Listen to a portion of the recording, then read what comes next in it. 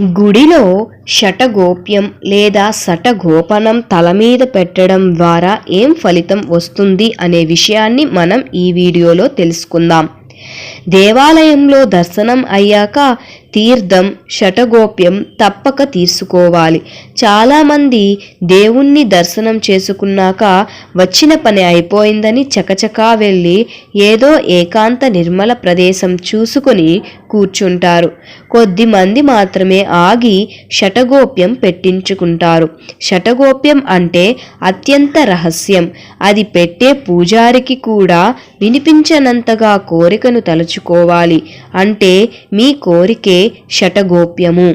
మానవునికి శత్రువులైన కామము, క్రోధము, లోభము, మోహము, మదము, మాత్సర్యముల వంటి వాటికి ఇక నుండి దూరంగా ఉంటామని తలస్తూ తలవంచి తీసుకోవటం